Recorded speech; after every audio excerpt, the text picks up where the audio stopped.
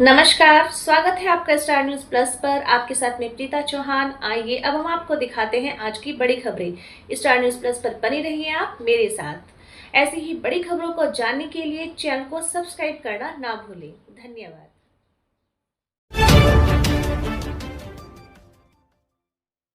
परवाणू में पेंशनरों ने सौंपा ज्ञापन, जल समाधान की उठाई मांग। पथ परिवहन पेंशनर कल्याण संगठन हिमाचल प्रदेश की परवाणू इकाई ने मंगलवार को काली माता मंदिर परिसर में एक बैठक कर पेंशन से जुड़ी समस्याओं पर मंथन किया। बैठक की अध्यक्षता संगठन के प्रधान देवराज ठाकुर ने की, जबकि राज्य महासचिव नानक सांडेल विशेष रूप से उपस्थित रहे। राज्य महासचिव नानक सांडेल ने जानकारी देते हुए बताया कि 8 मई को संगठन के एक प्रतिनिधि मंडल ने मुख्यमंत्री सुखविंदर सिंह सुक्खू से भेंट कर 4 सूत्रीय मांग पत्र सौंपा था।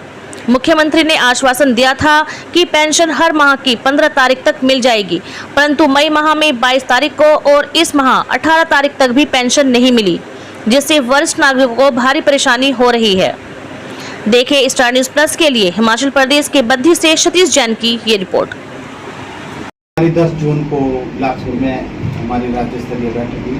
मैं राज्य स्तरीय उसका आज लोकल है आप यहीं से? मैं तो लोकल आपसे जान कौन सा गाँव? सूची से अच्छा। मेरा डिजास्टर में ठीक। तो उसके बाद क्या हुआ कि हमने बिलासपुर में बैठक करी। उसमें हमने फिर यही निर्णय लिया कि हमें ये ज्ञापन देने का पूरे जो हिमाचल प्रदेश की हमारी 16 इकाई है, सबकी सब आज जो है SDM उपायुक्त तहसीलदार, यहाँ तो आज AC साहब भी नहीं है, तो दोनों 4 मेरे को पता लगा कि आप तो आगे चले तो पूछ के गया था। मैंने फिर हमने आपके माध्यम से आपकी ट्रैप जारी जाएगी तो माननीय जारी भेज सकते हैं। तो महामहिम राज्यपाल महोदय को आज हम आपके माध्यम से ज्ञापन देना चाहेंगे। बड़ा मजबूरी में ये हमें लेना पड़ा, क्योंकि अभी मैं आपको बताना चाहूँगा कि 8 मई 2025 को हम एक मांग पत्र देने के लिए माननीय मुख्यमंत्री महोदय को सचिवालय में शिष्टाचार भेंट के माध्यम से मिले थे और वो 4 सूत्रीय मांग पत्र हमने उनको दिया था। माननीय मुख्यमंत्री महोदय ने बड़े सौहार्दपूर्ण ढंग से हमारे साथ चर्चा उन मांग पत्र के ऊपर की है और हमारी जो मांगे जायज़ जो है उन्होंने बताई है। और उसमें सबसे बड़ी जो समस्या ये थी कि हम लोगों को पेंशन समय पर नहीं मिल रही है। कभी 10 को मिल रही, कभी 15 को, कभी 20 को, कभी 28 को भी मिल रही है।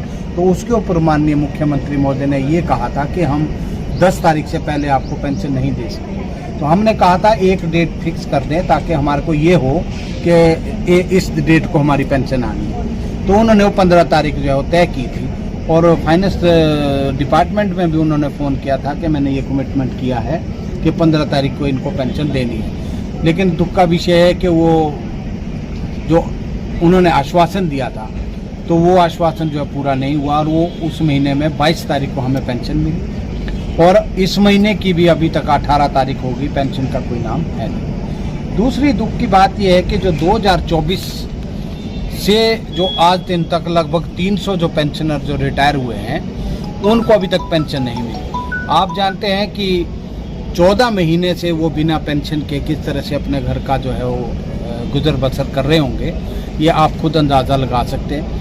तो इसका हमने ये निर्णय लिया था कि अब गले से ऊपर आ गया है। वित्तीय लाभ अभी हमारे कोई नहीं मिल रहे हैं, DA का कोई पता नहीं है।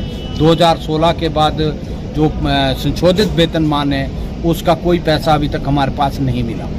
और सरकार ने अपनी घोषणाओं के अनुसार 50,000 की जो पहली किस्त उन्होंने एरियर की देनी थी वो जो सरकार के जो कर्मचारी है विभागों के, बोर्डों के, उनको दे दी है और अन्य 2 किस्तें भी उन्होंने उनको दे दी। लेकिन पथ परिवहन पेंशनर को जो है अभी तक एक भी पैसा किसी प्रकार का नहीं मिला।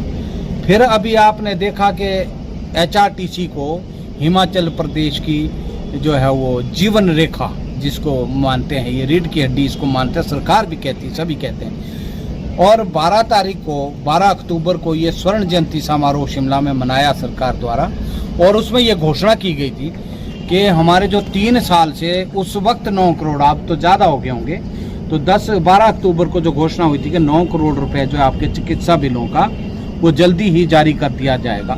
लेकिन आज तो 2 अक्टूबर आने वाला है, वो 9 करोड़ रुपए की घोषणा का भी अभी तक कोई पता नहीं है कि वो पैसा कहाँ गया।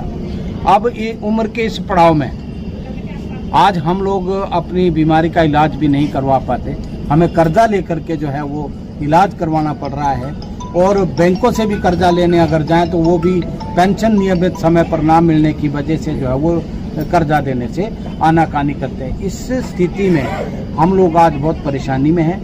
तो हमने पूरा निर्णय जो आज का लिया है, पूरे हिमाचल प्रदेश की हमारी 16 इकाइयाँ हैं और 16 की 16 इकाइयाँ जो है आज हमारे जो माननीय महामहिम राज्यपाल महोदय हैं उनको हम आज ज्ञापन सौंपने जा रहे हैं। तो यहाँ परवाणु में असिस्टेंट कमिश्नर का ऑफिस है, और जैसी हमारी जानकारी है कि हमारा जो एसडीएम महोदय है उनका कार्यालय कसौली में है, तो वो ही यहाँ पर वो असिस्टेंट कमिश्नर का कार्यभार देखते हैं। लेकिन जब यहाँ आकर के हमने देखा तो वो आज यहाँ उपलब्ध नहीं है, तो फिर हमने देखा कि नायब तहसीलदार साहब यहाँ पर उपलब्ध हैं, तो हम उनके माध्यम से आप यहाँ पर ज्ञापन देंगे।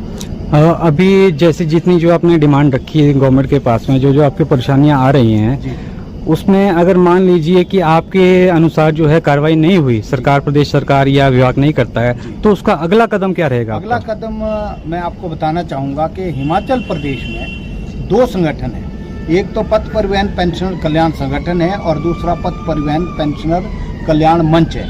ये 2 मंच है जो रजिस्टर्ड है हिमाचल प्रदेश में और दोनों कार्यरत हैं। तो हमने एक इसकी जॉइंट एक्शन कमेटी जो है वो 2 अप्रैल को, जो शायद मुझे 2 एग्जैक्ट डेट याद नहीं है, तो उस दिन हमने बिलासपुर में एक बैठक रखी थी और एक हमने जॉइंट एक्शन कमेटी फॉर्म की है। हमने ये भी निर्णय लिया है कि ये आज हम ज्ञापन देने के बाद हम इसके बाद जो है एक जॉइंट की बैठक रखेंगे और उस बैठक में एक कड़ा निर्णय लेंगे। और कड़ा निर्णय ये भी हो सकता है कि जैसे आप जानते हैं कि इसी